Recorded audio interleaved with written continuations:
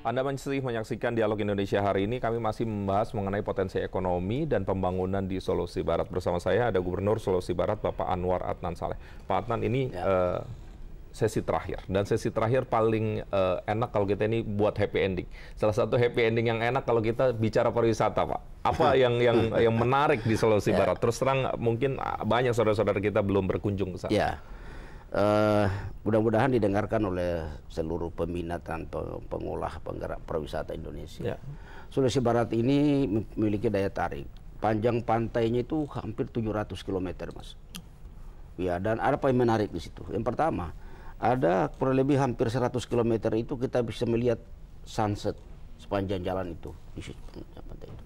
Jadi banyak orang kalau sudah mulai jam 5, setengah 6 berhenti kendaraannya hanya untuk melihat matahari tenggelam. Nah, ini yang ya enak sih ke Bali, tapi kan mahal biaya ke Bali kan.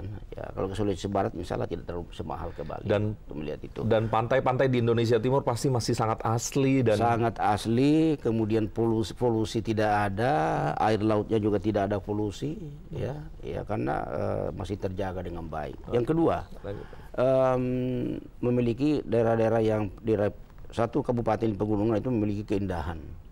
Alam yang sangat, air terjun yang sampai leher kita itu bisa melihat ke atas itu, kemudian budaya mereka hampir mirip dengan Toraja. Oleh karena itulah saya bangun bandara di Mamasa itu sebenarnya untuk kepentingan kepariwisataan gitu. Kemudian banyak hal yang menarik lainnya, terutama desa-desa wisata, desa pantai yang kita menjadikan desa wisata. Nah, alhamdulillah saya juga berterima kasih kepada Pak Jokowi membantu nelayan-nelayan kita sehingga kehidupannya jauh lebih baik, membantu mesin kapal, Mas. Mesin kapal langsung beliau sendiri yang menginstruksikan itu tanpa membuat proposal dan sebagainya, tiba-tiba mesinnya datang.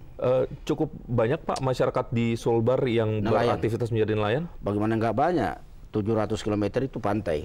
Hampir semua masyarakat sepanjang itu aktivitasnya sebagian besar nelayan. Gitu. Jadi memang salah satu prioritas saya dalam kepemimpinan saya itu adalah bagaimana memberdayakan masyarakat nelayan itu.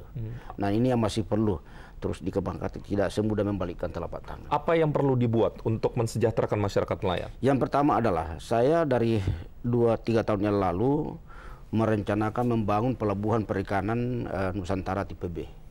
Karena kalau ada pelabuhan itu akan dilengkapi dengan cold storage sehingga masyarakat nelayan saya bisa menangkap ikan jual ke pelabuhan ini dengan harga yang pasti. Mereka tidak perlu menjual ke Kalimantan, ke Samarinda, ke Kalimantan, ke Balikpapan dan sebagainya. Ada kepastian. Ada kepastian harga.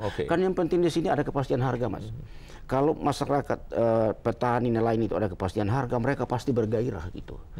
Yang kedua, Sulawesi Barat bicara soal itu, sepanjang pantai itu tambak-tambak yang belum digarap masih luar biasa. Nah, kembali lagi kemarin baru saya ketemu salah satu investor dan mudah-mudahan tahun ini akan turun, dan bupatinya langsung saya kontak membutuhkan lahan kira-kira 5.000 sampai 10.000 hektar. Saya bilang di atas itu pun saya bisa kasih, tapi buktikan dulu 1.000 hektar. Jangan mau 10.000, yang 1.000 aja nggak bisa digarap gitu, ya. Nah, ini semua yang menjadi primadona kita, menjadi harapan saya, dan sekali lagi untuk bicara pengentasan kemiskinan, yaitu masyarakat nelayan ini harus diangkat. Potensi perikanannya sebenarnya bagus, Pak? Sangat bagus, ya. Ikan-ikan yang mahal-mahal seperti ikan Napoleon itu banyak sekali di sana gitu, Sulawesi Barat ini. Karena itu harapan saya pelabuhan perikanan ini yang sudah saya rencanakan tapi tersendat sedikit masalah anggaran. Mudah-mudahan Menteri Perikanan dan Kelautan dengarkan ini, dan Menko Maritim dan Menko Maritim, dan bisa dilanjutkan pembangunannya. Karena itu salah satu yang bisa mengangkat kehidupan masyarakat nelayan yang ada di pesisir.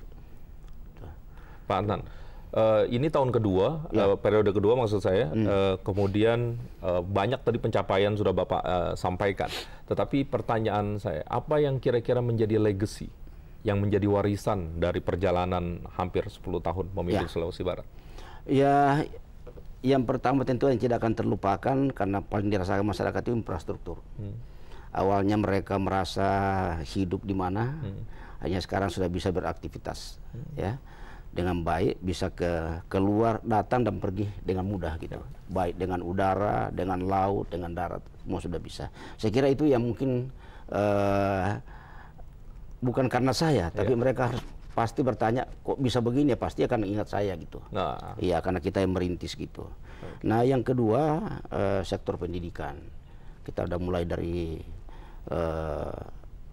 pendidikan anak usia dini, ya, kemudian sampai kepada taman kanak-kanak, sampai ke perguruan tinggi kita letakkan. Tinggal nanti pengganti saya bagaimana meningkatkan, ya.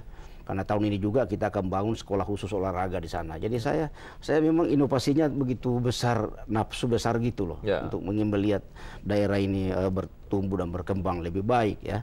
Dan mudah-mudahan nanti pengganti saya bisa menjadi pelanjut yang baik gitu. Dan mudah-mudahan ini juga bisa menginspirasi bahwa daerah Pemekaran juga bisa maju setara dengan daerah-daerah lain, begitu Pak? Saya kira pertama kita buktikan, yang kedua menjadi ukuran untuk daerah-daerah lain gitu. Karena ya mungkin bagi daerah lain Pemekaran itu kan beban, ya, beban untuk provinsi kalau Pemekaran kabupaten, beban untuk pusat kalau Pemekaran provinsi. Tapi kalau di Sulawesi Barat itu solusi, Mas. Solusi untuk keluar dari berbagai permasalahan itulah Pemekaran. Oke, Pak Adnan, yang kami ketahui Bapak juga salah satu pemimpin di provinsi yang punya concern terhadap informasi. Salah satunya Pak Adnan mendukung sekali keberadaan TVRI, kemudian bekerja sama dalam durasi waktu yang cukup lama, dan ini tentu kita apresiasi betul apa yang sudah dilakukan. Jadi saya di masa kecil saya, dulu kan satu-satunya TVRI yang hitam putih, itu yang tidak bisa saya lupa. Saya banyak memperoleh inspirasi itu dari televisi, dan itu satu-satunya TVRI, walaupun black and white ya, hitam putih. Karena itu saya melihat, saya banyak berinteraksi ke desa. Saya lihat masyarakat desa juga masih senang sekali kepada TVRI dan satu lagi RRI, gitu. Karena itu di awal saya jadi gubernur, yang pertama saya minta TVRI harus hadir di Sulbar. Ya, boleh tanya, saya nggak tahu dulu. Saya datang ke Senayan ini, kemudian direspon cepat sekali, langsung diberikan peralatan dengan nilai kurang lebih 2 miliar, ya, diserahkan melalui Makassar sana, dan saya sambut baik, saya kontrak ruko untuk mereka bisa melakukan penyiaran apa adanya. Alhamdulillah sekarang sudah berkembang, ya, hampir 5-6 kabupaten semuanya sudah bisa menikmati siaran TVRI.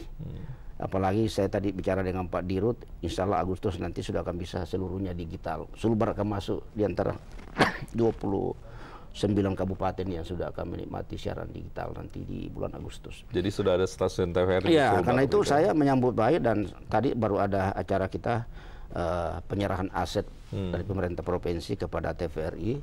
Ya, walaupun nilainya tidak banyak, ya, kurang lebih 2 miliar, tanah, bangunan, kemudian ada peralatan yang dibeli dengan dana APBD. Tapi saya kira itulah atensi saya, apresiasi saya kepada TVRI yang juga membesarkan saya, karena banyak saya nonton TVRI zaman saya masih sekolah dulu, ya, sehingga banyak tahu kan. Kalau waktu itu kalau kita mau ke Jakarta kan susah, Mas, belum ada penerbangan, jadi nonton TVRI aja. apa ada tinju Muhammad Ali, tinju kita nonton di TVRI aja waktu itu. Jadi itu yang saya tidak bisa lupakan. Karena itu tadi saya sampaikan kepada seluruh direksi, saya terima kasih, ya, dibantu dan kerjasama yang baik, dan mudah-mudahan TVRI Sulbar tidak akan kalah dengan TVRI di daerah-daerah yang lain. Insya Allah. Amin, insya Allah. Gitu. Pak Adnan, ini periode kedua, kemudian tentu perjalanan di birokrasi di provinsi akan segera berakhir. Apa yang ingin Bapak sampaikan, khususnya ke masyarakat Sulawesi Barat dan juga masyarakat Indonesia yang menonton kita pada kesempatan kali ini? Ya, yang pertama tentunya adalah provinsi sekarang ini sudah berkembang begitu besar, begitu cepat, ya, terutama birokrasi. Provinsi saya sekarang sudah memiliki pegawai di atas 3.000 orang. Itu tidak mudah. Jadi harapan saya adalah bagaimana menjaga konsistensi para PNS yang bekerja di provinsi maupun di kabupaten, sehingga tetap bisa menjamin kesinambungan pembangunan di daerah ini. Yang kedua, apa yang sudah ada, saya harap kepada masyarakat, termasuk nanti pengganti saya nggak tahu siapa, ya, supaya tetap terjaga dengan baik, kalau bisa ditingkatkan. Jangan sampai kita mundur, karena itu akan mengecewakan banyak orang.